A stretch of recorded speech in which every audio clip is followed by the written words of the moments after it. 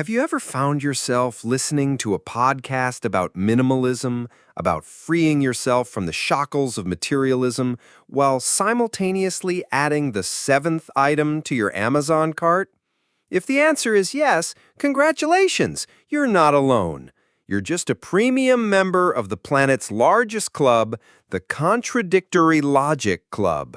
Welcome to our little group therapy session. I'm kidding, there's no therapy. Just a healthy dose of sarcasm so we can all look at the beautiful circus performing inside our heads every single day. That moment when your ears are hearing a guru talk about the joy of owning less while your eyes are comparing prices on two different cold brew coffee makers you absolutely need is a masterpiece of cognitive dissonance. It's a symphony of absurdity. And our brain is the genius conductor. It's performing a feat of mental gymnastics that would make an Olympic athlete jealous, a spiritual contortion act to convince itself that these two diametrically opposed actions are somehow, logically, in perfect harmony. No, your brain tells itself, I'm listening to this podcast to become a better person. And buying this coffee maker is also to become a better person who drinks better coffee at home, saving money from coffee shops, and saving the environment by using my own mug. You see, it's all part of the grand self-improvement plan. Boom! Welcome to the greatest show on earth, the human brain rationalizing itself. We are master artists at turning an impulsive act into a well-thought-out decision. We don't just shop online while listening to minimalism. We watch 5 Habits of Highly Effective People on YouTube at 2 a.m. while a deadline is screaming silently in the background. We buy a book on how to beat procrastination, proudly place it on our bookshelf, and then procrastinate on reading it. We sign up for an online course on personal finance, and the feeling of accomplishment is enough for us to reward ourselves with an expensive dinner out. What we're engaging in here isn't action, it's the illusion of action. Consuming content about a topic gives our brain a dopamine hit similar to actually doing the thing. Listening to a podcast about running while lying on the sofa gives your brain a signal that says, hey, we're doing something healthy here. It's like eating a salad-topped donut. Technically, you ate the salad, but we all know who the star of that show was. The multi-billion-dollar self-help industry is built on this beautiful logical fallacy. It sells us not the solution, but the feeling that we're looking for a solution. And that feeling, ironically, is often satisfying enough that we no longer feel the need to actually act. Think about it. Why do we buy a $50 planner with beautifully printed goal sections? Because the act of buying the planner makes us feel like an organized person. We didn't buy a notebook. We bought the idealized version of ourselves, the one who wakes up at 5 a.m., does yoga, drinks a kale smoothie, and conquers the world before lunch. But then reality hits, and that planner becomes an expensive paperweight on our messy desk, a guilt-ridden monument to the person we almost became. We don't just buy a designer water bottle, we buy the identity of a healthy, hydrated, eco-conscious person. We don't just buy a gardening kit, we buy the fantasy of a peaceful weekend, hands in the soil, growing our own organic vegetables, escaping the hustle of the city. The act of purchasing in these cases becomes a shortcut, a fraudulent shortcut to an identity, a lifestyle we aspire to, without having to put in the actual work and discipline to build it. And so we enter a gorgeous feedback loop. We feel our life is chaotic, so we seek out content about simplicity and order. Consuming that content makes us feel proactive, but it also triggers the desire to buy a tool to achieve that simplicity. We buy the item, get a short-term hit of satisfaction, then realize the item wasn't a magic wand. Life is still chaotic. So we go back to seeking more content about simplicity. It's a perfect business model if you're the one selling the stuff. But it doesn't stop at shopping. This logical flaw seeps into every corner of our lives, especially our careers. How many meetings could have been an email? But no, we need the meeting, because a meeting creates the illusion of progress. People sit around a table nodding, using big words like synergy, paradigm shift, and let's circle back.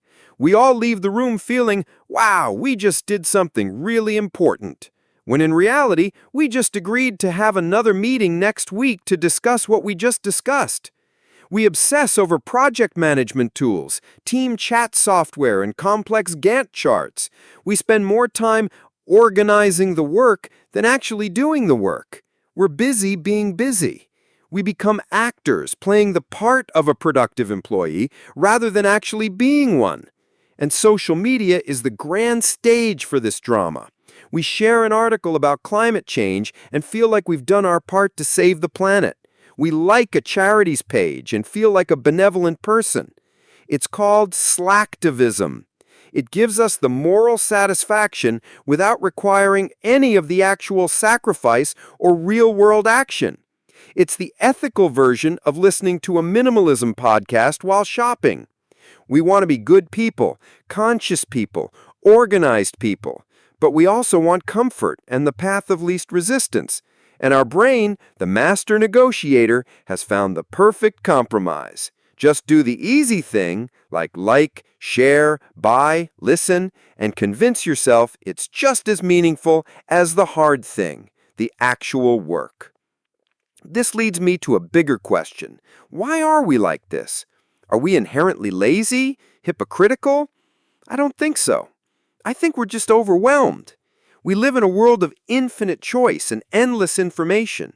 Every day we are bombarded with thousands of messages about who we should be, what we should do, how we should feel. You should eat healthier, exercise more, read more, meditate, learn a new skill, invest, start a business, save the world, and all the while be happy, relaxed, and have glowing skin. The pressure to be perfect is unbearable. And in that storm, clinging to these illusions of action is like finding a life raft. It gives us a sense of control. In a chaotic world, organizing your phone's apps by color or buying the perfect spice rack provides a sense of micro-order. It doesn't solve the big problems, but it gives us a small win, a feeling that we are at least in command of one tiny corner of our universe. Listening to a minimalism podcast, as contradictory as it is an attempt to connect with an ideal, a value we believe in, even if our actions haven't caught up yet. Maybe it's not hypocrisy, but a silent prayer. A prayer that one day the person we are in action will catch up with the ideal person we're listening to in our headphones. I'm a frequent victim of this myself. I have a collection of books on Stoic philosophy that I plan to read to become more resilient in the face of adversity.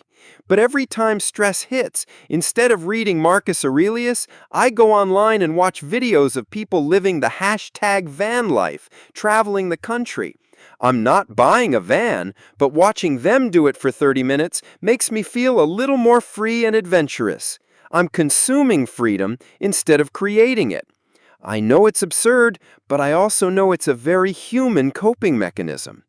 So what do? Maybe the first step isn't to beat ourselves up or feel guilty.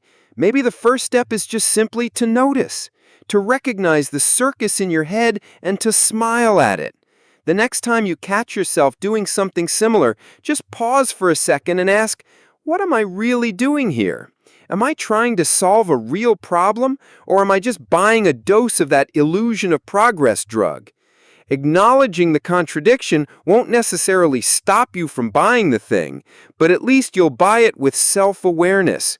You'll know you're not buying a coffee maker to save the world, you're buying it because you want good coffee, and that's perfectly okay.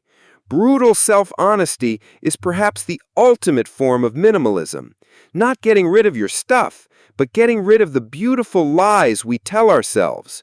Maybe real self-improvement doesn't start with adding a new habit or buying a new tool, but by stripping away a layer of illusion. And that leaves us with one final question, one that's probably more important than which coffee maker to buy.